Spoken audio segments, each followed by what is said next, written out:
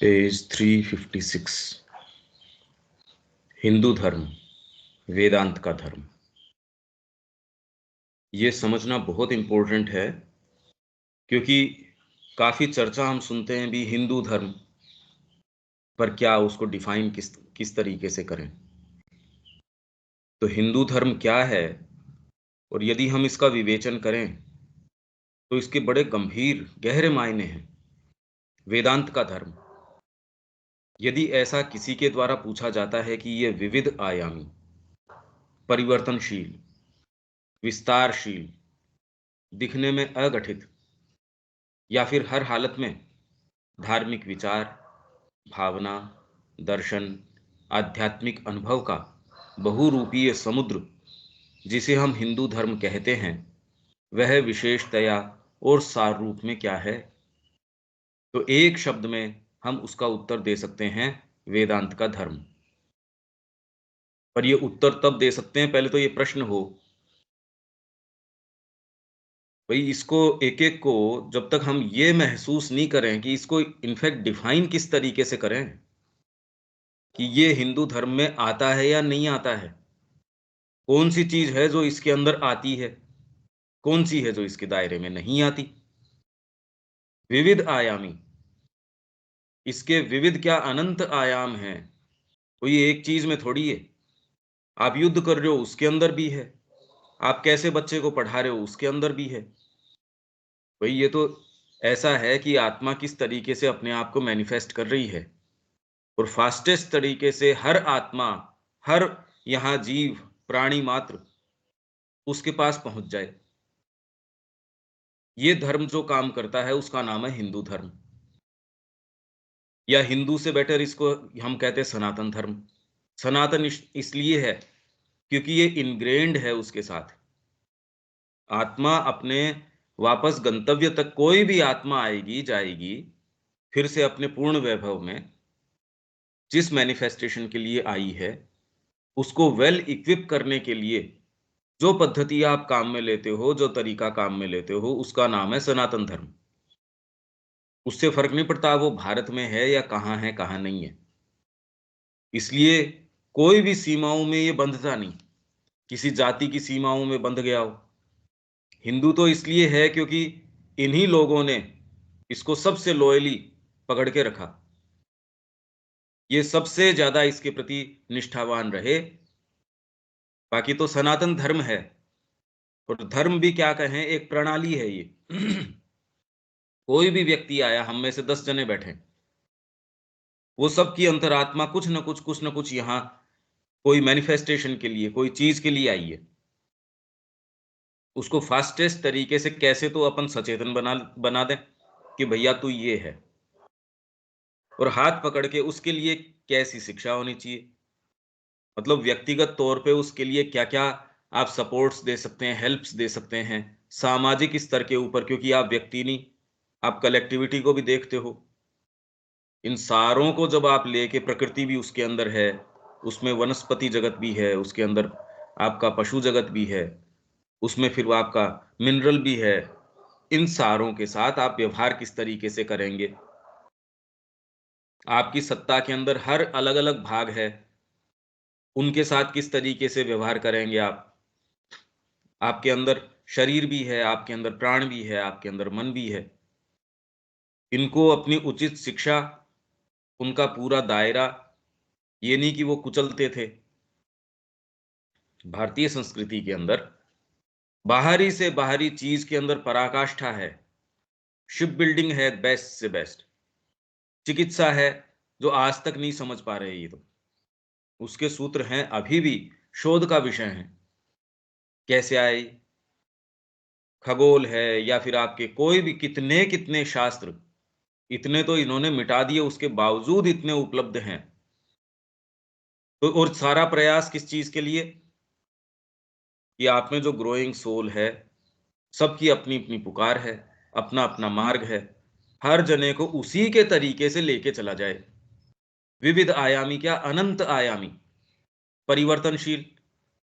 वहां तो एक कह दिया साहब, ये मोहम्मद साहब ने कह दिया इसको बस ऐसे ही फॉलो करो, व्यक्ति ही अपने जीवन काल के अंदर परिवर्तित होता रह रहा है। तो एक सी चीज तो हमारे ऊपर एक सा कपड़ा ही लागू नहीं होता।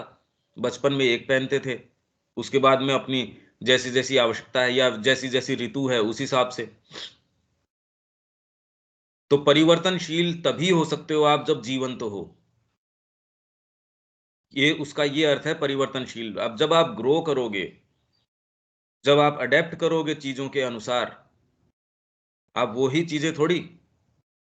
परिवर्तनशील का मतलब सांस ले रही है ये संस्कृति, ये जीवंत है, विस्तारशील। और एकमात्र विस्तार किस चीज के और विस्तारशील? अंतरात्मा के अंदर अपने विचारों को सब जगह, इनफैक्ट और कोई विश्व के अंदर पद्धति दूसरी है नहीं, और कोई चिंतन धारा है नहीं जो मूलतः वेद के अंदर अपना जो है जनक न पाती हो। वहीं से निकली है। दिखने में अगठित, अगठित, क्योंकि इतनी व्यापक है समस्या, इसके गठन की उसकी नहीं है। हम नहीं समझ पाते, हम तो श्री अरविंद के योग को भी नहीं समझ पाते। वो कहते हैं ये फ्री प्रोग्रेस है, ये पूर्ण योग है, तो कुछ भी करो इसमें तो लाइसेंशियस चीज हो गई। अरे अगठित नहीं है, ये ढांचा इतना बड़ा है, तेरी मानवीय जो कल्पना है उससे बहुत बड़ा है। इससे कोई अगठित नहीं है, गठित है पर वो इतने लचीले तरीके से गठित है। या फिर हर हालत में धार्मिक विचार, भावना, दर्शन, जिसमें फिलोसॉफी आ गई, जो है रिलीजियस थिंकिंग भी आ गई, इमोशन भी आ गया। आप भक्ति को कहाँ रखो, और भक्ति इसके अंदर है तो इसके अंदर फिर बाद में शैव है, शाक्त है, क्या कितने कितने तो पंथ हैं, देखने, सोचने, समझने, जीने, सबके अलग अलग मार्ग, अलग अलग तरीके। एक्चुअल में सारी पुस्तक का प्रयास अपना जो ये इंडियन कल्चर वाली है, सनातन धर्म वाली, पूरा का पूरा प्रयास कि ये ताने बाने को हम समझें। पर ये तभी समझ सकते हैं जब हमारे बीइंग में कुछ शिफ्ट आए। बाहरी प्रकृति, मन, प्राण, शरीर को हम सर्वोपरि न मान के, हम यदि अपनी अंतरात्मा को सर्वोपरि मानते हैं, तो ये ढांचा आपको समझ में आएगा। नहीं तो एक बीच में एक ऐसा कुछ विभेद रह जाएगा, क्योंकि अभी शिफ्ट नहीं आया। अभी भी सारी चीजें अपने केंद्रभूत है, बाहरी सत्ता, आंतरिक अभी तक केंद्र में आई नहीं। यहां सारी व्यवस्था, चिकित्सा की, शिक्षा की, न्याय की, सब टोटल की व्यवस्था इस दृष्टिकोण से, आपकी अंतरात्मा के दृष्टिकोण से, हर व्यक्ति को वो उपलब्ध हो। आध्यात्मिक अनुभव का बहुरूपीय समुद्र, कोई भी शब्द ऐसा नहीं है इसके अंदर की यूं ही श्री अरविंद काम में ले रहे हो, समुद्र। यहां यदि हमको ये कहा जाए कि यार थोड़ा इसका विवेचन करो, हमको सेंस नहीं है इसका, और एकमात्र श्री अरविंद ये बात कह रहे हैं इस तरीके से। जिसे हम हिंदू धर्म कहते हैं वह विशेषतया और सार रूप में क्या है, यदि ये प्रश्न किया जाए, पहले तो ये जितनी बातें कह रहे हैं उनके शब्दों को हमको समझना आवश्यक है, उसके बैकग्राउंड को समझना आवश्यक है। कि हमने समझ लिया पर हिंदू धर्म में प्रवेश नहीं है। इसलिए आज देखो कितनी दकियानूसी बातें, जो ये डिबेट वगैरह चलती है या कॉलम वगैरह छपते हैं धर्म के बारे में, अरे यार पहले इसकी परिभाषा तो समझो। तो एक शब्द में हम इसका उत्तर दे सकते हैं, वेदांत का धर्म। तो वेदांत क्या है? और वो तो वैसी बात है, हिंदू धर्म के जगह जगह आपने हिंदू की जगह वेदांत का धर्म कर दिया, उससे कोई समझ में थोड़ी आ गया। और यदि यह पूछा जाए कि अन्य सभी जातियों से अलग और स्थायी भिन्नता से युक्त हिंदू क्या है, स्थायी भिन्नता, ये इसमें फंडामेंटल डिफरेंस है। साधक के अंदर बाहरी यूं तो वही काम कर रहा है सारे के सारे। यार इसने वैसे तो क्या किया, माँ के पास गया, माँ ने इसकी कोई ग्रेनरी के अंदर ड्यूटी लगा दी, वहां बैठ के, इसको तो कोई जानता ही नहीं, वहां शांति से अब ग्रेन्स जो है उसको बीनता है ही। या उसकी कहीं भी लगा दी, वो अपना चुपचाप कर रहा है उसके अंदर। भैया अभी जा रहे हो आप, उसमें कौन सा ऐसा कोई शो ऑफ है, कोई ऐसी चीज है, जिस जिस डिपार्टमेंट के अंदर है शांति से काम कर रहे हैं अपना। पर स्थायी भिन्नता है। प्रेस में वो कोई काम कर रहा है, आप प्रोफेशनल कोई दूसरी प्रेस भी चला रहे हो, और कितना भी आप बहुत प्रिंटिंग भी कर रहे हो, उसमें इसमें फर्क आ जाएगा। आपकी भावना fundamentally end of the day ये फर्क लाएगी ही लाएगी। क्योंकि आपकी चेतना के अंदर ये है कि भाई ये तो मैं माँ के लिए कर रहा हूं। तो ये स्थायी भिन्नता का सूत्र हमारे हो जाता है। ये शिफ्ट जीवन में आके ही आपको द्विज में या सामान्य व्यक्ति में ये हर चीज को रंगत प्रदान कर देगा, हर चीज चेंज कर देगा। तो स्थायी भिन्नता से युक्त यहाँ की कला है, उसके बिल्कुल अलग मानक है। ये देखो आप अपनी जो पुस्तक है, कैसे ये स्थायी भिन्नता हर चीज में रिफ्लेक्ट करेगी। वो कोई चीज बनाएंगे, कोई काम करेंगे, व्यवहार करेंगे, हर चीज के अंदर ये जो स्वर है ये तो रहता ही रहता है। तो यहाँ की कला, भाई इन्होंने मानक दिए अलग अलग स्तर के। तो यूरोप की कला जिस निम्न तक जो है वहां तक जाके रुकती है, वहां से ये शुरू करते हैं और वहां शुरुआत भी, कॉमन ग्राउंड भी है वो बिल्कुल अलग तरीके का है। वो डिटेल्स को उभार के लेके आना चाहते हैं क्योंकि जगत को देखते हैं वो। ये एक्सप्रेशन दूसरी चीज का करते हैं, तो सारी डिटेल्स को जानबूझ के सबड्यू करते हैं, नस नाड़ियां नहीं दिखाएंगे। कोई फिगर दिखाएंगे उसके अंदर नसें हैं वो उनको, या कोई भी ऐसी चीज जो आपकी आंखों को आकृष्ट कर सके, वो सारे को ये बिल्कुल हटा देंगे कि तुरंत आपके सजेशन डीपर आए, कि आप उसके पास खड़े हों तो वो कलाकृति आपको ध्यान के अंदर लेके चली जाए धीरे धीरे। जैसे मैंने आपको वो बुद्ध की प्रतिमा वो दिखाई थी। आप आर्ट के विषय में श्री अरविंद ने जैसे पिक्चर और उसका वर्णन, ये दोनों को यदि साथ साथ आप रखेंगे, आप ये देखेंगे ये प्रयास जबरदस्त प्रयास है। ये एक फील्ड में है नहीं, हर फील्ड में है। जितना आध्यात्मिकता में नहीं है उससे ज्यादा राजनीति के अंदर है। क्या किया इन्होंने। और जातियां कितनी भी चाहे वैभवशाली रही हों, नाम निशान नहीं है। और ये जो आक्षेप भारतीय संस्कृति के ऊपर लगाया जाता है, इनको राजनीति का सेंस नहीं था, अरे इनको पूरा सेंस था राजनीति का। पर इन्होंने कभी भी एक छत्र राजनीति की बात नहीं करी, क्योंकि यहाँ इतनी वैरायटी, इतनी चीज, हर छोटा छोटा एक कुल भी है, वो अपनी कोई आत्मा को एक्सप्रेस कर रहा है तो सारे को मैं स्टैंडर्डाइज कर दूं, ये काम कभी नहीं किया। क्योंकि जीती जागती देह है और देह का हर एक अंग है, वो अपनी कोई विशेषता एक्सप्रेस कर रहा है, तो उसके अंदर सारे को लेवल कैसे कर दिया जाए। वर्तमान में तो कोशिश कर रही ये है कि सारे को लेवल कर दो भाई एक जैसा। सुविधा है ये करने में, अरे सुविधा के कारण गला मार काट दो किसी का। इसलिए ये काम कभी नहीं किया गया। आक्रमण को स्वीकार कर लिया गया, स्वतंत्रता को स्वीकार कर लिया गया। किस लिए। तो श्री अरविंद इसका उत्तर दे रहे हैं। ये जो निर्णय किया गया, हम यदि इसके परिणाम से इसको जज करें तो भारत आज भी है, भारत आज भी जीवित है और भारत ही है। हम सोचते हैं इसका क्या मतलब है, भारत भारत ही है, कि और कहीं ये चीजें हैं नहीं। और कहीं लगभग सारी संस्कृतियां मर चुकी हैं। सब जगह जाओ कोई जगह का फर्क ही महसूस नहीं होता। वैसी सारी होटलें, वैसा ही सारी क्रियाकलाप, वैसी सड़कें बन जाएंगी, वैसा ही सारी चीजें बन जाएंगी। मूल उसकी खुशबू क्या है उस बात की, उसकी संस्कृति क्या है। तो कृष्ण प्रेम भी, कि यदि किसी देश की संस्कृति अगर मर जाती है तो वो देश भी खत्म हो जाता है। अगर वो बचा भी रहता है तो वो खाली कोई ऐसे घृणित लोगों का एक समूह है, जो अपने जैसे पशु हैं वो चीर फाड़ में लग रहे हैं, वैसे ये भी चीर फाड़ के अंदर लग रहे हैं। ये कुछ ऐसी चीजें हैं जो सुनने में नहीं आती। इसके लिए पहले एक तैयारी की आवश्यकता है, नहीं तो ये धर्म क्या है, हमको तो मुद्दा ही नहीं है ये बात। और यदि मुद्दा हो तो फिर बाद में ये श्री अरविंद क्या कैसे परिभाषित कर रहे हैं इसको, किस आधार पे कर रहे हैं।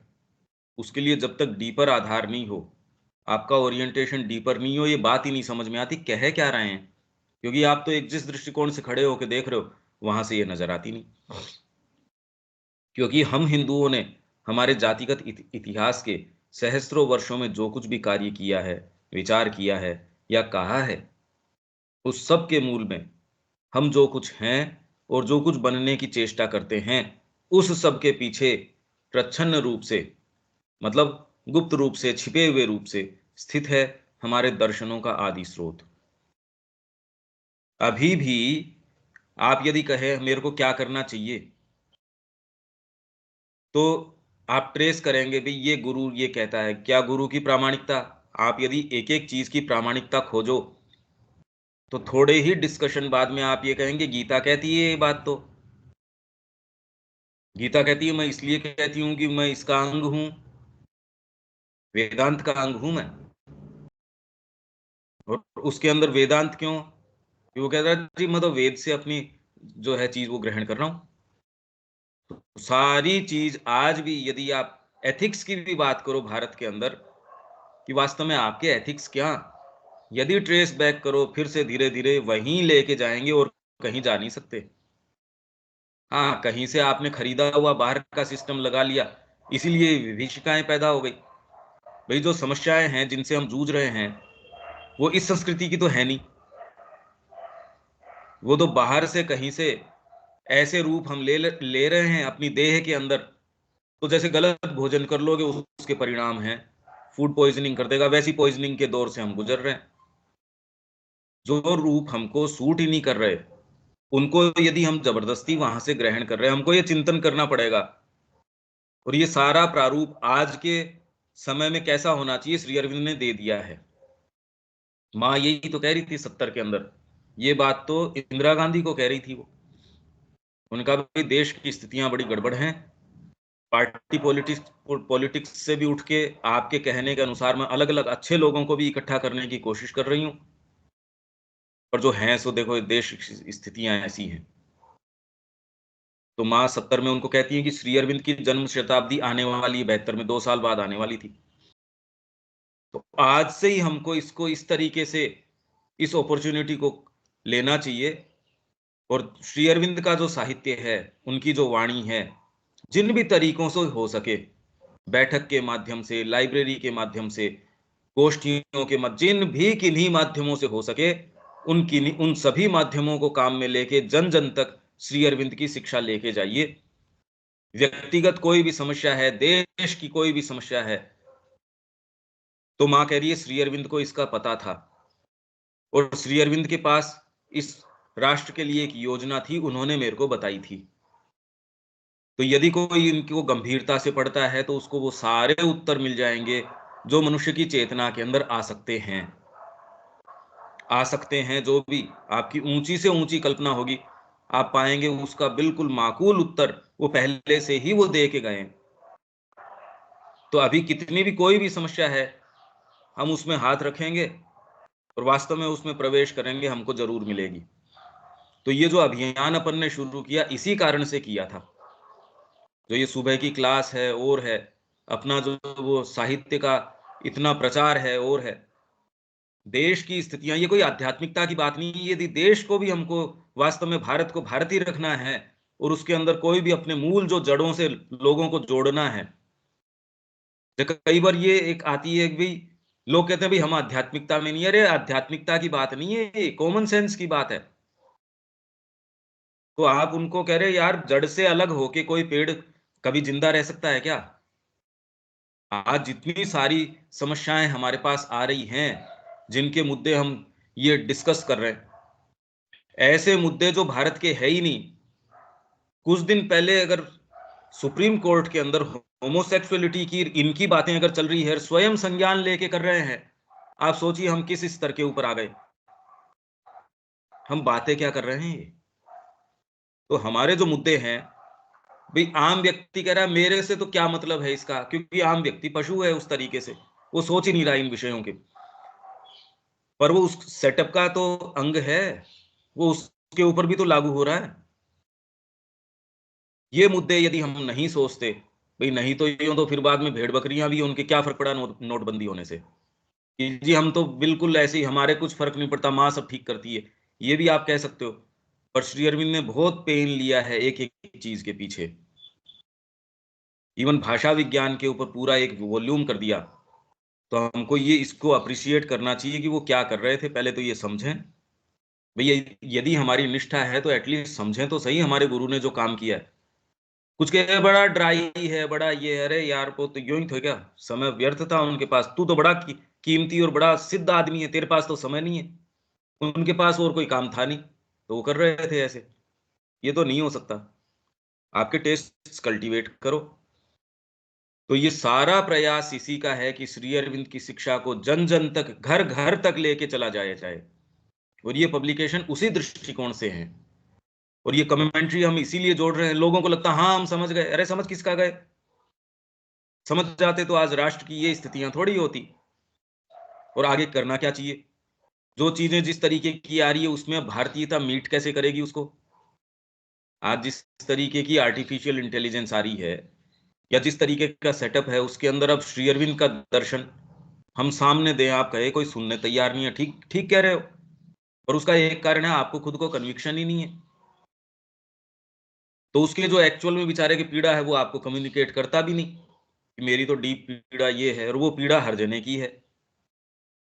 और वो जाके बताएगा ही नहीं है आपको, क्योंकि आपको खुद को कन्विक्शन नहीं है श्री अरविंद की बात के ऊपर। दर्शनों का आदि स्रोत, हमारे धर्मों की आधारशिला, हमारे चिंतन का सार, हमारी आचार नीति एवं समाज का सही अर्थ, हमारी सभ्यता का सारांश, हमारी राष्ट्रीयता को थामे रखने वाला केंद्रीय आधार, हमारी अद्भुत धरोहर वेदांत। यहां जब वेदांत कहते हैं तो ये षड्दर्शन की बात करते हैं, वो वाले वेदांत की नहीं है। ये हम पिछले वॉल्यूम में भी पढ़ के गए थे, या शायद इसी में पढ़ के गए थे हम। इसके अंदर जो 6 अंग की बात कर रहे थे, तो ये वेद की ही बात कर रहे हैं। और ऐसा नहीं है कि इस महान मूल स्रोत ने अपनी जीवनदायी जल केवल हिंदू जल धाराओं को प्रदान किए हैं। यही मैंने आपको कहा कि जो भी कोई चिंतन विश्व में है, जो भी कोई संस्कृति है, वो अपना मूल, अरे भाई कोई चीज चिंतन पे ही तो आधारित करोगे। सामान्य जन उससे कोई, उसको सरोकार नहीं है। सामान्य जन तो हर युग के अंदर लगभग जो है एक पशुतुल्य ही रहा है, भेड़ बकरी है वो तो, पर उससे फर्क नहीं पड़ता। यहाँ एक तिहाई मानव जाति के शिक्षक बौद्ध धर्म ने इन धाराओं से, एक तिहाई मानव जाति के शिक्षक, बुद्ध का बहुत जबरदस्त प्रभाव था। कितने कितने देश जो है उसके प्रभाव में थे। पर उनका मूल विचार कहां से था? इससे जलधाराएं ली उन्होंने। ईसाई धर्म, यह है बौद्ध धर्म की संतान, ने समान ही स्रोत से अप्रत्यक्ष रूप से अपने आचार नियम और गूढ़ आंतरिक शिक्षा प्राप्त की है। तो ईसाई धर्म है वो बौद्ध धर्म का ही सबसेट है, उसका ही जो है संतति है, उसका बच्चा है। क्योंकि ईसाई तो खुद वो कह रहे हैं यहाँ कश्मीर में इस एरिया के अंदर आके गए थे, यहां से विचार जो ईसा मसीह के, वो जो भी हैं, और उनके जितने भी विचार हैं वो आप देख सकते हो कि भी यहाँ ट्रेस बैक कर सकते हो। चाहे वो व्यक्ति आया हो या नहीं आया हो, उससे क्या फर्क पड़ता है, या यहाँ के जाके किसी ने कह दिया हो और नहीं कह दिया हो। विचार किसी बाहरी व्यक्ति का, किसी स्थान का, किसी दूरी का या समय का, इनका मोहताज नहीं है। ये समय में 200 साल बाद हुए हैं, तो विचार कोई 200 साल का या कोई व्यक्ति गया या नजदीक है, ये तो 1000 2000 5000 किलोमीटर दूर है, तो क्या फर्क पड़ गया उससे? विचार कोई मोहताज नहीं है इन चीजों का। वेदांत ने अपनी छाप फारस के द्वारा यहूदी धर्म पर, और यहूदी धर्म ईसाइयत एवं सूफीवाद के द्वारा इस्लाम पर, बौद्ध धर्म के द्वारा कन्फ्यूसीवाद पर लगाई। मतलब अल्टीमेटली सारी की सारी जितनी भी यहाँ है कोई भी चिंतन धाराएं पृथ्वी के ऊपर, वो सारी आप कह सकते हैं ये वेदांत का चिंतन है। तो आप ये कह देंगे वो तो कभी संपर्क में आए ही नहीं, यहाँ न आए होंगे। मानव जाति ने ऊंची से ऊंची उड़ान कभी भी ली हो, वो सारी की सारी दर्ज है इसके अंदर। कहने का मतलब ये है, चाहे आप विश्व के किसी भी कॉर्नर में हो, आप कभी इसके संपर्क में न आए हों,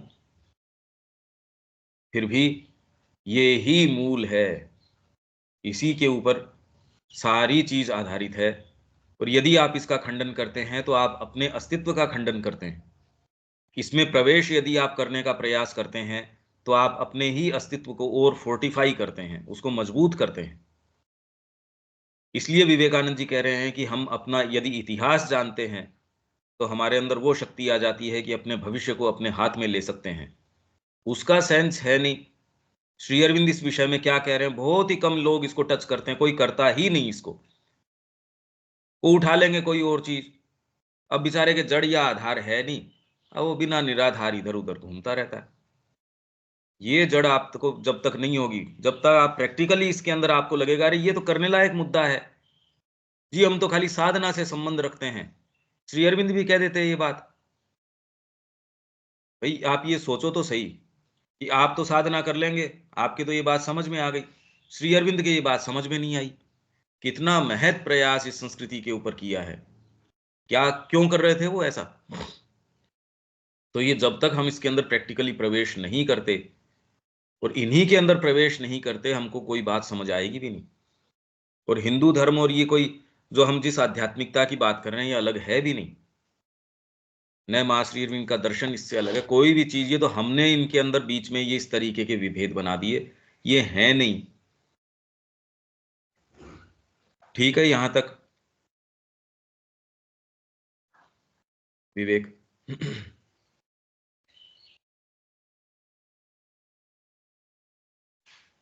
शब्द से जो बताया वो तो वो समझ तो में समझ आया। में आया। कुछ कुछ रेफरेंस रेफरेंस देंगे क्या देंगे भैया? क्या भैया? अपनी पूरी किताब ही रेफरेंस है, इसी को खोल रही है वो, सनातन धर्म वाली। सनातन धर्म की जो पुस्तक है ये तो इसी को तो पूरा ढांचा। इसलिए जो पहले अपनी मूल पुस्तक थी वो थी भारत एवं उसकी संस्कृति की महानता, जिसपे नटराज की जो वो है, उसमें तो फिर बाद में पॉलिटिक्स भी है, कला भी है, साहित्य भी है। पर वो तब है जब मूल उसकी आत्मा को आप समझ जाओ। तो मूल आत्मा को समझने के लिए फिर ये खाली इसके ऊपर फोकस अपने किया कि भारतीय संस्कृति और सनातन धर्म की महानता। सनातन धर्म को जब तक हम नहीं समझते, कोई सी इनको चीजों को नहीं समझते, तो हम वास्तव में क्या है, वेदांत की संतान। कहने का अर्थ है कि जो वो 3 फंडामेंटल्स हैं, 3 फंडामेंटल्स, वो पढ़ देता हूं मैं आपके लिए। आप जो कह रहे हो रेफरेंस की कि एक्चुअल में ये है क्या, तो ये 3 फंडामेंटल्स श्री अरविंद बात कर रहे हैं। तो मैं एक बार वो देख लेता हूं। इतनी देर आप अगर कुछ रविकांत जी कुछ कहना चाहेंगे इसमें? नहीं, नहीं मेरे को तो बहुत अच्छा बहुत लगा अच्छा लगा। जो इन्होंने लिखा है श्री अरविंद जी ने। हम्म। बहुत बढ़िया लिखा है। और ये हमें लिख करके मैंने व्हाट्सएप पे लिख करके भी भेजा है ग्रुप में 2 दिन पहले।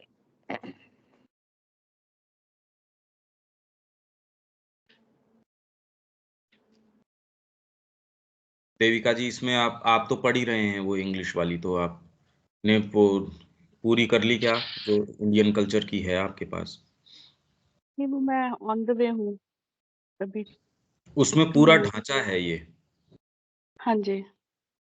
उसमें पूरा का पूरा फ्रेमवर्क ये अपन ने दिया हुआ है। इसके अंदर एक सेकंड में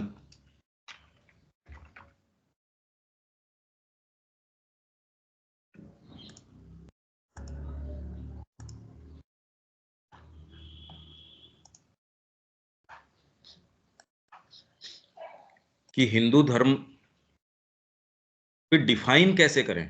आज सबसे मोटी समस्या ये चल रही है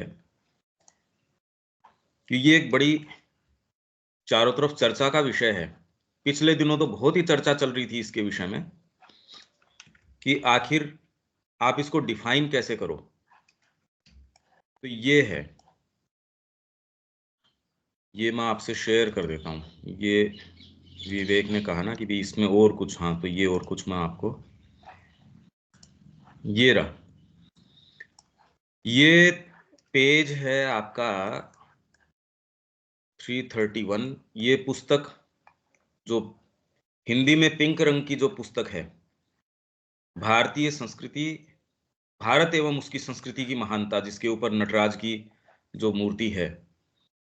हिंदू धर्म के 3 आधारभूत तत्व, हिंदू धर्म को आप डिफाइन कैसे करो, आप इसको अंडरलाइन करके स्वयं इसके ऊपर अपना चिंतन कर सकते हो कि बार बार कि ये क्या है, इसके मायने क्या निकल रहे हैं। और इसके आधार पे यदि भारत की अब हम शिक्षा को देखें, विज्ञान जिस स्थिति में है, या हम अपने प्रशासन को, शासन को, राजनीति को, इन सारों को इस दृष्टिकोण से कैसे देखें? क्योंकि इस राष्ट्र के अंदर वो ही चीज रह सकती है जो इसकी आत्मा से तारतम्य में है। वो यदि आप ये समझ जाते हैं कि हिंदू धर्म किन 3 मूलभूत आधारों के ऊपर खड़ा है, तो आप ये इसकी फोरकास्ट कर सकते हैं कि ये वाले तो लोग यहाँ रहेंगे, देर सवेर सत्ता में ये चीजें आएंगी, आपकी भागीदारी क्या होगी, इसका रूप क्या होगा। आप बाहर से कोई रूप लेते हैं तो भी भारतीय धर्म उसको कैसे मोल्ड कर देगा अपने तरीके से। हाँ, इसके लिए गहन आपको चिंतन चाहिए, ये सतह के ऊपर नहीं है। पर श्री अरविंद इसका पूरा उत्तर दे रहे हैं। तो हिंदू धर्म के 3 आधारभूत तत्व, आपके लगभग के पास ये पुस्तक होनी भी चाहिए, पर स्क्रीन के ऊपर तो है ही। यदि हमसे पूछा जाए, परंतु आखिरकार हिंदू धर्म है क्या? यह सिखाता क्या है? इसकी नित्यचर्या क्या है? इसके सर्वसम्मत अंग कौन से हैं?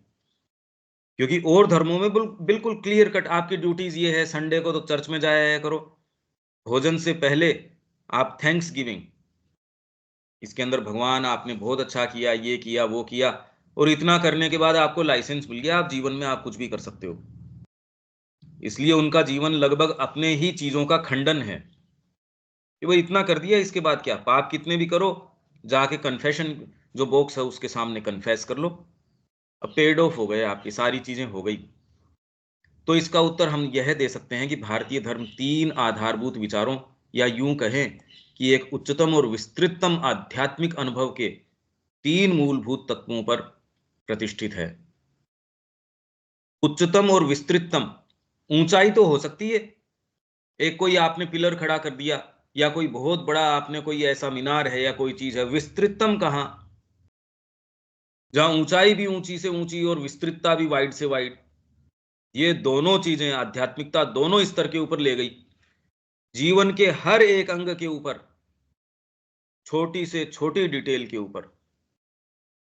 मतलब आपको पाक शास्त्र में भी, तो आपको डीपेस्ट कोई दूसरा शास्त्र उसमें भी, संगीत जैसी कोई सूक्ष्म चीज, वेदांत जैसी चीज, चिंतन की गहन से गहन और आउटर से आउटर, पशुओं का परिरक्षण कैसे करना चाहिए, गो संवर्धन कैसे करना चाहिए, घोड़ों का रक्षण कैसे करना चाहिए, और उसमें जो डिटेलिंग है, शिप बिल्डिंग कैसे करनी चाहिए, जाल कैसे बनाना चाहिए, छोटी से छोटी चीज, भवन निर्माण कैसे करना चाहिए।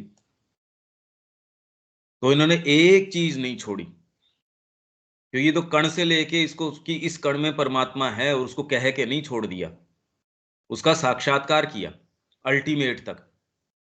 तो पहला है वेद के उस एकम सत का विचार, जिसे ज्ञानी लोग भिन्न भिन्न नाम देते हैं। 3 फंडामेंटल्स हैं उसमें। पहला कि कोई एक सुप्रीम रियलिटी है। तो हिंदू धर्म क्या है? हिंदू धर्म पहले तो ये मानता है कि एक कोई सुप्रीम रियलिटी है, आप उसको भिन्न भिन्न नाम देते हैं, जो उपनिषदों का एक मेवाद्वितीयम है, जो यहाँ जो कुछ है वह सब है, और इस सब कुछ से परे भी है। बौद्धों के शाश्वत तत्व का, मायावादियों के ब्रह्म का, ईश्वरवादियों के उस परम ईश्वर या पुरुष का, जो जीव और प्रकृति को अपनी शक्ति के अंदर धारण करता है। एक शब्द में सनातन का, अनंत का विचार। मतलब कोई शाश्वत सत्ता है, कोई सुप्रीम, आप ब्रह्म कह सकते हो, कुछ भी कह सकते हो, एक सुप्रीम रियलिटी है। अगस्त्य और इंद्र का संवाद यही तो था। उसने कहा मैं अपनी शक्ति सामर्थ्य से वहां चला जाऊंगा, तो इंद्र ने कहा ऐसे कैसे चला जाएगा, एक विचार पकड़ के तू कहां चला जाएगा यार, तू कहीं नहीं जा सकता। तो इंद्र ने आके वहीं रोक लिया। कि अगर आप इसको गंभीरता से देखें, बड़ी जबरदस्त बात है।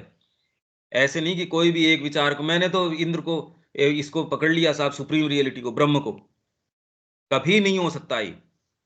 इसलिए ये इतनी जबरदस्त बात है, वेद जान ही नहीं देता एकांगी तरीके से। वहीं उसकी भी पिटाई करी, और जिन वो मरुतों के आधार पे चल रहा था उनकी भी पिटाई करी। उन्होंने कहा हम तो तुम्हारे छोटे भाई हैं, हमारे शत्रु क्यों बनते हो? तो आप इस तरीके से देखेंगे कहीं एकांगिता है नहीं इसके अंदर। हाँ, आपके लिए उस समय सेल्फ लिमिटेशन हो सकता है, भी मैं श्री अरविंद का पूर्ण योग कर रहा हूं, पर सेल्फ सेल्फ लिमिट तो कर ही सकते हो उस समय बर्तन धोने से। इससे कोई पूर्ण योग होने से थोड़ी रह गया। तो आपका इंक्लिनेशन सर्टेन तरीके का है, या सर्टेन ग्रुप के साथ इस समय व्यवहार कर रहे हो, सर्टेन कार्य कर रहे हो, कुछ भी कर रहे हो, उससे आप अपनी कैथोलिसिटी है या अपनी व्यापकता है उसको भूल गए, ये बात नहीं है। पुकार तो अपनी अपनी हो ही सकती है, मार्ग अपने अपने हो ही सकते हैं। आप जिस घर से निकल के ग्रांड ट्रंक रोड तक जाओगे वो मार्ग आपके अपने होंगे, मैं जहां से जाऊंगा वो अलग होगा, रविकांत जी जाएंगे वो अलग होगा।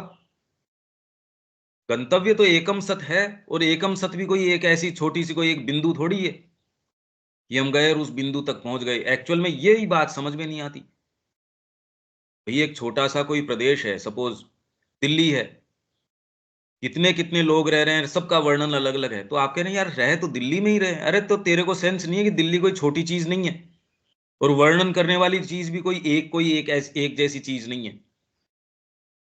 कितने कितने आप रोड से प्रवेश कर सकते हो दिल्ली के अंदर, जब एक छोटी सी जगह है उसके इतने आयाम हो सकते हैं। तो जो एकम सत जिसकी आप बात कर रहे हो वो कोई, ये एक अभी तक बेसिक्स लोगों के ये समझ में नहीं आती। वो सोचते हैं एक पॉइंट है, इसके अंदर ये वाला जाएगा तो भी जाके इसमें घुस जाएगा, वो जाएगा तो भी उसमें घुस जाएगा। एक छोटा सा चेंबर है जैसे कोई, वो तो कोई छोटा सा प्रांत भी नहीं है उस तरीके का।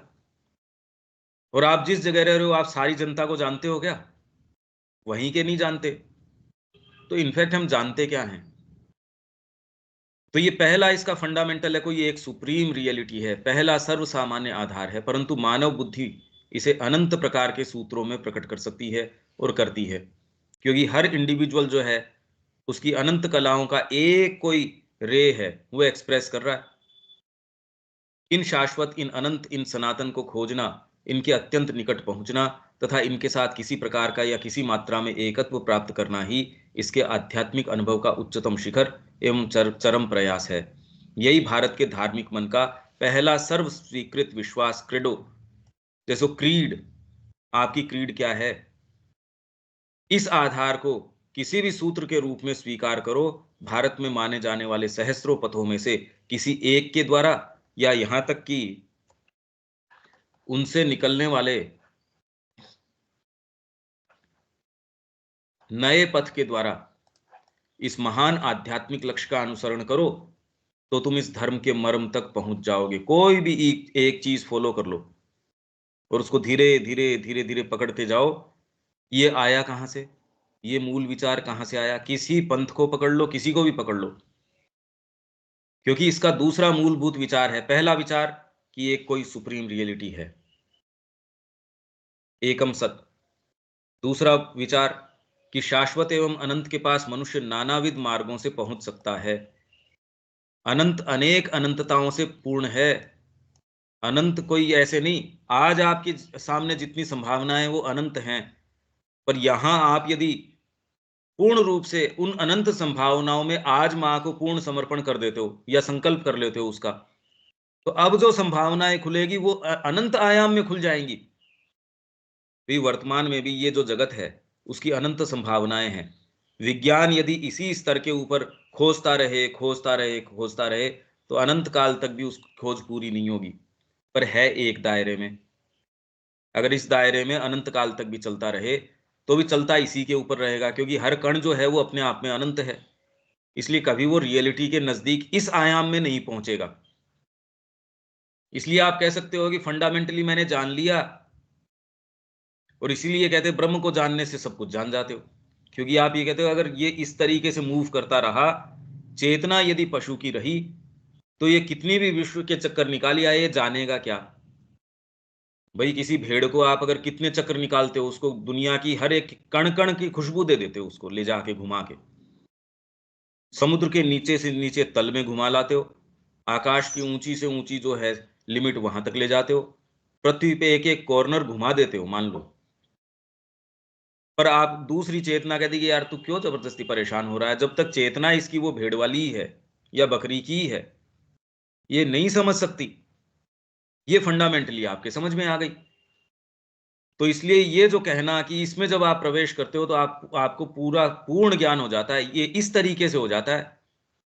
बाकी तो अमेरिका में मिस्टर एक्स है, उसने अभी सुबह नाश्ते में क्या खाया, मेरे को क्या जरूरत है जानने की। इनफैक्ट नेक्स्ट अपार्टमेंट में ही कौन क्या खा रहा है, मेरे को क्या मतलब है इस बात की। फंडामेंटली आप जान जाते हो। तो अनंत जो है अनेक अनंतताओं से पूर्ण है, और इन अनंतताओं में से प्रत्येक अपने आप में वह शाश्वत ही है। ये तो कह रहे हैं कण कण जो है वो। और यहाँ सृष्टि की सीमाओं के भीतर परमेश्वर अनेक मार्गों से अपने आप को संसार में अभिव्यक्त और चरितार्थ करते हैं, परंतु प्रत्येक मार्ग उन शाश्वत ही का है। इसलिए अगस्त और इंद्र के संवाद में भी यदि आपको ध्यान हो तो वो ब्रह्म को डायरेक्टली आप अगर अप्रोच करते हो तो वो गायब हो जाता है। आपको उसको वहां पकड़ना पड़ता है जहां वो अपने आप को मैनिफेस्ट करता है।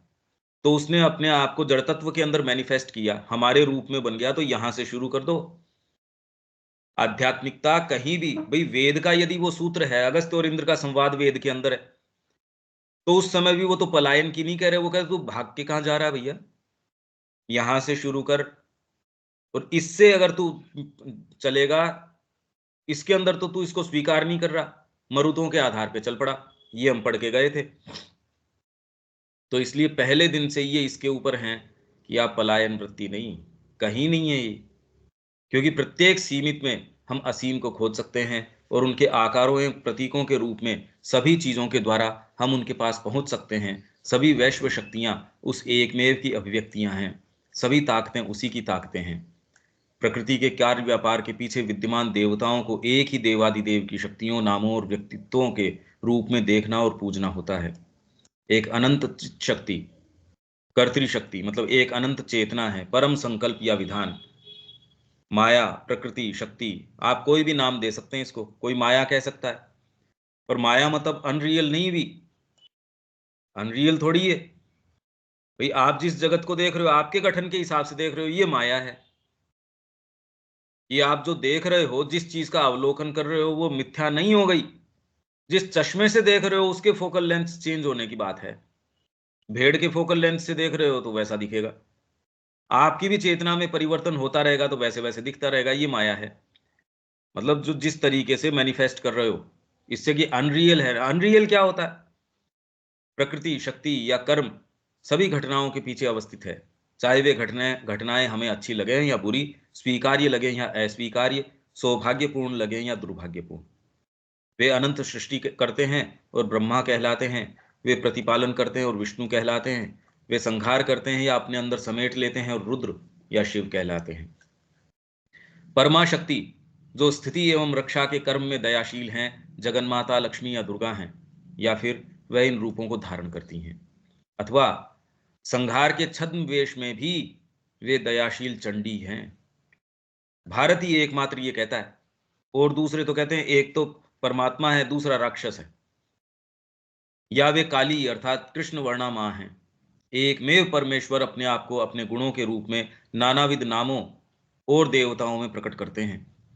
वैष्णव का दिव्य प्रेम में ईश्वर और शाक्त का दिव्य शक्ति में ईश्वर दो विभिन्न देवता प्रतीत होते हैं, पर वास्तव में वे विभिन्न रूपों में एक ही अनंत देव हैं। मनुष्य इन नामों और रूपों में से किसी के भी द्वारा, इनफैक्ट नानक का आप कहते हो अनाम, अनाम के द्वारा इसका नाम नहीं हो सकता, और ठीक बात भी है, पर मानव बुद्धि अनाम को समझ नहीं सकती और उसके संपर्क में आ नहीं सकती। उससे प्रेम कैसे करे कि वो तो एक प्रकाश है, तो प्रकाश का आलिंगन कैसे करो? ज्ञान पूर्वक या अज्ञानावस्था में उन परम के पास पहुंच सकता है, क्योंकि इनके द्वारा और इनके परे हम अंततो गत्वा परमोच्च अनुभव की ओर बढ़ सकते हैं। तो पहली चीज तो ये है कि कोई सुप्रीम रियलिटी है। दूसरी चीज, वो अपने आप को अनंत तरीके से मैनिफेस्ट कर रही है। और तीसरी, भाई कर रही होगी मैनिफेस्ट, तीसरी है आप स्वयं वो ही हो। नहीं तो अगर ये दोनों भी बातें कर दी जाएं, आप वहां पहुंच नहीं सकते। आप किस तरीके से पहुंचेंगे? आपको कोई भी पद्धति नहीं लेके जा सकती। ये संपर्क है साइकोलॉजिकल, कोई ऐसी कड़ी है, वो योग करने से आ सकती है, वो कोई दूसरी चीज करने से आ सकती है, गठन के ऊपर निर्भर करता है। अगर आप में वो तीसरी चीज न हो जो जोड़ती है कि आप स्वयं वो ही हो, क्योंकि आप स्वयं वो ही हो, तो आपको फिर बाद में अब करना क्या चाहिए? किसी भी संस्कृति को या धर्म को क्या करना चाहिए? तेज से तेज वापस अपने स्वरूप में आपको लेके जाना चाहिए। तो अगर कोई कहे कि भारतीय धर्म क्या है, वो धर्म इन तीन चीजों को स्वीकार करता है, और फास्टेस्ट तरीके से वहां कैसे लेके जाया जाए एक व्यक्ति को और कलेक्टिविटी को, और कलेक्टिविटी के अंदर भी कितनी कलेक्टिविटीज हैं, जिसमें कितनी कितनी जातियां हैं, कितने कितने छोटे छोटे छोटे छोटे संस्थाएं हैं और हैं, वो भी इकाइयां हैं, कितने पंथ हैं, कितने संप्रदाय हैं, कितनी चिंतन की धाराएं हैं, योग की पद्धतियां हैं। भीमा श्री अरविंद के संपर्क के लोग हमको परिवार जैसा लगता है, अभी हाँ ये एक ही कॉमन मोटिव के लोग हैं, कॉमन चिंतन धारा के लोग हैं। दूसरा एक तरीके से एसोसिएट करेगा, ये भी छोटी छोटी छोटी छोटी इकाइयां हैं। परंतु एक बात ध्यान में रखने की आवश्यकता है कि जहां आधुनिकता में रंगे हुए अनेक भारतीय धर्मवादी आधुनिक भौतिकवादी युक्तिवाद के साथ एक बौद्धिक समझौते के तौर पर इन चीजों को प्रतीक कहकर उड़ा देने की प्रवृत्ति रखते हैं, वहीं प्राचीन भारतीय धार्मिक मन इन्हें केवल प्रतीकों के ही नहीं अपितु जगत सत्यों के रूप में देखता था। इनकी डिटेल के अंदर अभी इसको कैसे पार कर पाएंगे ये मेरे को नहीं पता, पर 20वें वॉल्यूम में एक्चुअल में इसकी चर्चा आएगी। 18वां अपना होने वाला है, फिर 19वां जबरदस्त है गीता, 20वां जो है फिर बाद में रेनासा इन इंडिया, वो भारतीय संस्कृति की बात आ जाएगी। उसमें लगेगा कि वो समझ रहे हैं, इनफैक्ट उसके सेंटेंसेस भी इस तरीके के हैं कि क्या बनाओ उसका, क्योंकि वो तो ओवरव्यू के जैसा है पर बहुत जबरदस्त है। उसमें अपन और गहरी चर्चा में, जैसे थॉट्स एंड अफोरिज्म्स में गए थे, उसमें जाना चाहेंगे। उसके लिए अब आपके पास कमेंट्री भी है अपनी, भाई उसमें तो वेल इक्विप्ड होने चाहिए। और गीता के अंदर भी 2 भागों की कमेंट्री है, जिनके पास नहीं है वो आप मंगा लीजिए, उसके लिए आप पहले तैयारी कर लीजिए, क्योंकि नेक्स्ट अपना 19वां आने वाला है। 18वां खत्म करने के बाद 19 का आ जाएगा। उसके लिए जितने आप वेल इक्विप्ड होंगे, पहले तैयार होंगे, उतना उसके अंदर आप ले पाएंगे, क्योंकि समय सीमा है भाई अपनी। तो एक इसमें संकलन लेते हैं, उसमें तो पूरी पुस्तक तो है नहीं, ओवरव्यू है। ये तो चर्चा से हम उसको जो कंपनसेट कर पाएंगे, जो बीच का जितना पार्ट छूट गया उसको कॉम्पनसेट तो अपन अपनी चर्चा से ही कर पाएंगे। आप प्रश्न करेंगे या पहले तो आप इसके आधार को पढ़ लीजिए। तो गीता के जो 2 भाग हैं अपने, भाग 1 भाग 2, जिनके पास नहीं है वो मंगा लो, उनको फटाफट पढ़ जाओ। ये अपने पास तो मुश्किल से 2 दिन होंगे, शायद 2 हैं, या कल अपना ये 18वां तो हो जाएगा। क्योंकि भारत के आध्यात्मिक और अंतरात्मिक ज्ञान ने उच्चतम कल्पनातीत सत्ता और हमारी भौतिक जीवन प्रणाली के बीच 2 संबंध रहित विरोधी तत्वों की तरह कोई खाई नहीं खोद दी। यही मैंने कहा ना, ये कोई परम सत्य है, सुप्रीम रियलिटी है, होगी। अब जीवन में इस समय मेरे को तो भोजन करना है, अगर आप आपके भोजन को और उस सुप्रीम रियलिटी के साथ नहीं जोड़ो तो आपने खाई कर दी। और ये ही खाई यदि आप खोदते हो तो धर्म का काम तो उल्टा है। धर्म करता है ये कि आप जो भी कोई एक्टिविटी कर रहे हो, मतलब कैसी से कैसी एक्टिविटी भी कर रहे हो, नहा रहे हो, धो रहे हो, नहाते टाइम आप ये मंत्र का उच्चार करो, आप ये इतनी नदियों को, गंगा है, गोदावरी है, कावेरी है, ये सारी की ये सारी की ये, मतलब एक एक चीज में आप एक कदम नहीं रख सकते जिसके अंदर आपको वो नहीं बता रहे हो कि कैसे आप सुप्रीम के साथ जुड़े। आपकी जीवनचर्या के अंदर व्यक्ति से व्यक्ति के संबंध को, और सारा किसके ऊपर आधारित है, इतनी डिटेल में कोई कैसे जा सकता है। मतलब हम इसको इनफ फैथम नहीं कर सकते। उन्होंने कमी नहीं छोड़ी, उन्होंने तो आप कितने प्रश्न कर सकते हो या पूरी मनुष्य जाति मिलके कितने प्रश्न कर सकती है उससे ज्यादा उत्तर दिए हैं। तो इतना विराट प्रयास कैसे। वह चेतना और अनुभव के अन्य मनोवैज्ञानिक स्तरों से परिचित था, इसीलिए उन्होंने बता दिया कि कैसे ये मैनिफेस्टेशन हुआ। आप कहते हो ये बिग बैंग हुआ, ये हुआ, उन्होंने कहा ऐसा कुछ नहीं, ब्रह्मा जी ने इस तरीके से किया, और ब्रह्मा जी अपना आधार उनके ढूंढते, उनका आधार ये है वो है। दूसरे कहते यार इसको सेंस ही नहीं है, बताओ देखो क्या कह रहे हैं ये। हमने बता दिया, अरे तुमने बता दिया, उसके पेज को तो देखो, तुम बता के क्या बता रहे हो, पर तुमने बता दिया इसलिए वो सही है। तुम कह रहे हो ये जो दिख रहा है वो सब काल्पनिक है। मतलब विज्ञान जो बात कर रहा है कि अगर बिग बैंग को आप सीरियसली लेते हो तो वो तो और विचित्र बात कह रहा है। जो कोई आपके भागवत कह रही है, वो कह रही है उससे कम विचित्र बात विज्ञान नहीं कह रहा, वो उसके गले उतरती है क्योंकि मैंने कह दिया ये बात को। और उसके लिए इन अति भौतिक स्तरों के सत्य जड़ जगत के बाह्य सत्यों की अपेक्षा कुछ कम वास्तविक नहीं थे, इसलिए आप इसमें काम कर पाए। यहाँ कोई पलायन की बात नहीं है, आप एक एक चीज में वो ही चीज कर रहे हो, तब तो साधना है। तब तो आपने ये सारी जो भवन निर्माण कर दिए, सारी चीजें खाली चिंतन के स्तर के ऊपर नहीं, भौतिक स्तर के ऊपर। कपड़ा ऐसा जो बेस्ट, आपकी कोई भी चीज ऐसी जो दूसरे देख रहे हैं बनाए कैसे, उसके साथ कंपैरिजन नहीं कर सकते।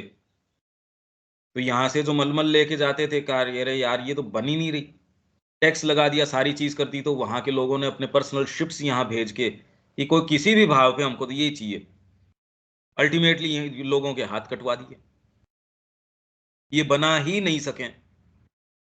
सोचो हम कहां से आ रहे हैं, एक एक व्यक्ति में वो परफेक्शन। और यदि मन में आपके वो भाव न हो, अपने कार्य के प्रति जुनून न हो, तो वो परफेक्शन आ नहीं सकता। आप साइकोलॉजिकली देख लो, यदि आपका आपके कार्य में रस नहीं आ रहा, तो वो कार्य में वो परफेक्शन आ नहीं सकता। तो वो रस खाली पैसों के लिए आ नहीं सकता, किसी भी बाहरी चीज के लिए आपकी उस चीज में रस आ नहीं सकता। आप साइकोलॉजी खुद देख लो, खाली किसी से डर के या पैसा कमाने के लिए, जब तक उस फील्ड के अंदर आपको रस नहीं आ रहा हो, चाहे आपकी हॉबी हो, और ये यदि गुरु के लिए कर रहे हो, कहना ही क्या। तो यहां परफेक्शन, एक आम व्यक्ति में ये परफेक्शन कैसे आया भाई? जितने मंदिर आप देखते हैं, वो कोई कौन ऋषि बना रहे थे क्या उन मंदिरों को? सामान्य व्यक्तियों ने बनाए हैं। और उनके हाथ का परफेक्शन, आप इसकी कल्पना कीजिए, वो परफेक्शन दंड विधान के आधार पे नहीं आ सकता कि ये गड़बड़ करेगा तो इस पे एक लोकपाल बिठा देंगे, इस पे 4 सीसीटीवी कैमरे। कितने सीसीटीवी कैमरे लगाओगे? कितने एक लगा दोगे आप? बाहरी चीजों पे तो लगा लगा दोगे, आंतरिक पे कैसे लगा दोगे भाई? किसी नर्स के ऊपर सीसीटीवी कैमरा लगा दिया, आके उसने इतनी बार देखा, उतनी बार नहीं देखा, ये तो मॉनिटर कर सकते हो, पर प्रेम से देखा या नहीं देखा, ये कैसे मॉनिटर कर लोगे? कहीं ये तो नहीं कर सकते। तो फिर सेवा तो हो नहीं सकती, सेवा तो खाली प्रेम से हो सकती है। ये खाई मेटने का काम जो जो संस्कृति करती है, वो संस्कृति है, इसको हम मानते नहीं। मनुष्य पहले पहले अपनी मनोवैज्ञानिक प्रकृति, स्वभाव, इसलिए गीता कहती है स्वभाव नियत कर्म। स्वभाव मतलब वर्ण, 4 वर्ण हो गए आपके। अगर वर्ण की बात न की जाए और आपको ऐसे स्थान के ऊपर रख दिया जाए जो आपके वर्ण के अनुकूल न हो, आप तकलीफ पाएंगे। और अधिकार के अनुसार ही परमेश्वर के पास पहुंचता है। सत्य के किस स्तर एवं चेतना के किस आयाम तक वह पहुंच सकता है, यह उसके आंतरिक विकास की अवस्था के द्वारा निर्धारित होता है। तो पहली चीज ये निर्धारित करो कि आपका स्वभाव क्या है, उसके तरीके से शिक्षा दो, उसके तरीके से चीज करो। आप खुद ही चोरी नहीं करोगे, कैसे करोगे? आपके स्वभाव अंतर्निहित वर्ण है, उसकी पुष्टि हो रही है, वो आनंद में है, आप क्यों चोरी करोगे? क्यों काम में चोरी करोगे? क्यों व्यवहार के अंदर कम करोगे? आप तो आनंद के ऊपर हो। उसी से धर्म संबंधी नाना मत सिद्धांतों का जन्म होता है, परंतु उनके द्वारा स्वीकृत तत्व कोई काल्पनिक रचनाएं पुरोहितों। भाई कुल मिला के बात यह है कि इसके परिणाम से देखो ना, भारतीय संस्कृति ने क्रिएट क्या किया। आपके पास दोनों ही पुस्तकों में यह है कि भारतीय संस्कृति की उपलब्धियां, और वो कहीं चली नहीं गई, वो तो आज भी हैं। आप तो उसको रिफ्यूट कर ही नहीं सकते, वो तो हैं। वो तो वैसी की वैसी पड़ी हैं, वो सारे के सारे शास्त्र पढ़े हैं। हाँ, कुछ चीजें जो काल के कारण नष्ट हो गई, पेंटिंग्स हैं, कितने कितने तो मंदिर हैं और हैं, वो नष्ट कर दिए गए या हो गए। शास्त्र हैं वो नष्ट हो गए, फिर भी जो उपलब्ध है वही, पूरी मनुष्य जाति भी लग जाए तो भी उसके लिए अभी कैसे प्रवेश करे उसमें। तीसरी चीज क्या कह रहे हैं? भारतीय धर्म के मूल में जो तृतीय परम महत्वपूर्ण विचार काम कर रहा है, वह आंतरिक आध्यात्मिक जीवन के लिए अत्यंत शक्तिशाली है। क्या है वह? यह है कि जहां परम सत्ता या भगवान को विश्व चेतना में से होकर और समस्त आंतर एवं बाह्य प्रकृति को भेद कर तथा इन्हें पार करके प्राप्त किया जा सकता है। उसको परम सत्ता को कैसे प्राप्त करो? योग करो, ये करो। आप अपनी व्यक्तिगत सत्ता से विश्व चेतना के अंदर जाओ, विश्व से परात्पर चेतना के ऊपर जाओ। तो तीसरी बात क्या कहती है? अरे तू स्वयं वही है, तेरे को कहीं जाने आने की आवश्यकता नहीं है। कितना बड़ा कन्विक्शन है ये! आप थोड़ा सा इसके ऊपर ध्यान केंद्रित करके देखिए। वही प्रत्येक व्यष्टि जीव मतलब इंडिविजुअल बीइंग, व्यष्टि इंडिविजुअल, समष्टि कलेक्टिविटी, स्वयं अपने अंदर अपनी ही सत्ता के आध्यात्मिक भाग के अंदर उन्हीं तत्व तत्व, वो जिसका कोई नाम नहीं दे सकते, जिसका कोई रूप नहीं दे सकते, इनडिफाइनेबल है, इनस्क्रूटेबल है, आप कुछ नहीं कह सकते उसके बारे में, वो तत्व या परम पुरुष से मिल सकता है, क्योंकि उसमें ऐसा कुछ है जो एक में भागवत के सत्ता के साथ घनिष्ठ एक ही भूत या कम से कम घनिष्ठ से जुड़ा हुआ होता है, वही होता है जुड़ा हुआ क्या, इसलिए आप वो बन सकते हो। कितनी बड़ी बात है ये। तो कोई सुप्रीम रियलिटी है, पहली चीज, वो सुप्रीम रियलिटी अपने आप को अनंत तरीके से, और उस अनंत में भी अनंतताओं से भरा हुआ है, ये समझो आप। तो आज आपके जीवन में जो अनंत जो है आयाम, वो जैसे ही आप असेंशन करते हो वर्टिकली, आप जैसे ही आज कह देते हो माँ मैं आपका हूं, तो अब आपकी जो चीजें खुलेंगी वो दूसरे उसमें डायमेंशन में अनंत खुलती जाएंगी। लेयर्स हैं अनंत, एक लेयर भी अनंत है। तो अगर ये समझ में आ जाए तो इसी लेयर को क्या देखूं मैं बार बार बार बार, ये श्री अरविंद ने कहा, क्योंकि ये अनंत का स्वरूप इस तरीके का है, यदि विज्ञान अनंत काल तक भी इसी दायरे में चक्कर काटता रहे तो वो इसको कुछ समझ नहीं पाएगा। इसलिए हमारा करने का एकमात्र कार्य है ऊपर की ओर असेंशन, तब समझोगे। भारतीय धर्म का सार है एक ऐसे विकास और जीवन को लक्ष्य बनाना जिससे हम उस अज्ञान को, जो इस आत्मज्ञान को हमारे मन और प्राण से छिपाए रखता है, अतिक्रम करके, मतलब जिस अज्ञान में हम हैं उससे उस चीज के बारे में, मतलब ये क्योंकि श्री अरविंद की भाषा है, अपन ने इसको बिल्कुल सरल भाषा के अंदर, कि आप जहां से शुरू करते हैं, धर्म का काम है आपका हाथ पकड़ के और आप जो वास्तव में हो वहां तक लेके चले जाना। ये ही तीन तत्व एक साथ मिलकर हिंदू धर्म का सर्वस्व है, इसका मूल भाव है। यदि किसी मत विश्वास की आवश्यकता हो तो ये ही इसके मत विश्वास भी हैं, मतलब मत विश्वास मतलब क्रीडो, इसकी क्रीड है ये। इसके विषय में तो हम वेदांत की संतान की, जो वेदांत भी तो यही कहता है ना, इसलिए उसकी संतान है, कि और कुछ है ही नहीं, तो हम उसी की संतान है। भारतीय धर्म, अगर आप कोई भी एक ऐसा, आप इसके ऊपर विचार कीजिए, आपने ये कर लिया कि कोई एक सुप्रीम रियलिटी है, अब मैं एक व्यक्ति के लिए और पूरी कलेक्टिविटी के लिए कैसा ढांचा बनाऊं जो फास्टेस्ट तरीके से जाएगा, तो पहले आपको ये करना पड़ेगा ये कि हर वैरायटी को आपको अपने इक्वेशन में लेना पड़ेगा। एक व्यक्ति ज्ञान पक्ष वाला है, उसको आप कर्म वाला काम दे दोगे ठीक नहीं पड़ेगा, तो आपको जो जो भारतीय संस्कृति ने जो जो विभागीकरण किया, आप निश्चित रूप से वहीं आओगे। पर उसका आनंद कब आएगा, जब आप चिंतन करते रहो करते रहो करते रहो, कि मेरे आपके सामने यदि ये पजल हो, सपोज एक व्यक्ति को वो जहां भी जिस भी स्थिति में है, देविका जी एक स्थिति के अंदर है, इनको फास्टेस्ट तरीके से देविका जी खुद क्या है वहां तक कैसे लेके जाया जाए, इसका उत्तर कैसे दें भाई। तो वो जो पद्धति आएगी, वो जो उत्तर आएगा, वो है सनातन धर्म, और वो हर एक के लिए लागू होगा, एक तरीके से नहीं, विवेक के अपने तरीके से होगा, रविकांत जी के अपने तरीके से होगा। तो ये जितना व्यापक ढांचा है वो है हिंदू धर्म। तो कोई एकांगी चीज तो रही ही नहीं फिर ये, इसीलिए सनातन है ये। रवि आत्मा क्योंकि कोई कोई काल के अंदर है, पर है सनातन, शाश्वत चीज है। तो जो धर्म उसी के ऊपर अपने आप को आधारित करता है और उसी की ग्रोथ की बात करता है, वो कैसे क्षणिक हो सकता है, वो भी सनातन है। इसलिए सनातन है और इसलिए हम वेदांत की संतान है। तो हमारी सारी शिक्षा इस आधार पे होनी चाहिए। हमारा कोई भी कार्य है, राजनीति है, शासन तंत्र है, भारत तभी सुखी होगा जब ये वाली चीज को लेके आएगा। अब हम सारों को मिलके ये चर्चा करनी चाहिए या अपनी भूमिका उसमें देखनी चाहिए, यार कैसे करें। हमारे लिए इसके पर्याय माँ और श्री अरविंद हैं, इसलिए कोई बहुत ज्यादा इधर उधर की आवश्यकता नहीं है। पर पहले तो उनके अंदर प्रवेश तो करें। ये माँ में चले जाएंगे परिवार छूट जाएगा, अरे छूट किसके जाएगा, परिवार बेटर हो जाएगा। आप जो कह रहे हो उन मानकों पे नहीं होगा, ये है।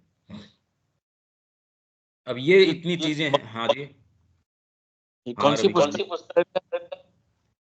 ये जो अभी पढ़ रहे थे, ये पिंक रंग की अपनी जो हिंदी के अंदर है, भारत एवं उसकी संस्कृति की महानता। अगर नहीं है तो ये मैं आपको भेज दूंगा, पर जो 2 भाग के अंदर, क्योंकि नेक्स्ट अपना आने वाला है, जिस जिसके पास गीता नहीं है वो मेरे को बता देना, मैं आज ही आपको पोस्ट करता हूँ। ये पिंक वाली किताब मेरे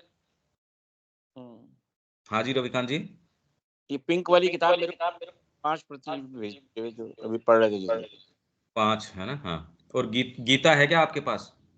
मेरे पास 4-5 वॉल्यूम है गीता के आपके। सेट ना 3-4 भाग 1 भाग 2। हाँ दोनों हैं, 3-3 हाँ वॉल्यूम है। हाँ ठीक है, तो आप उससे शुरू कर देना।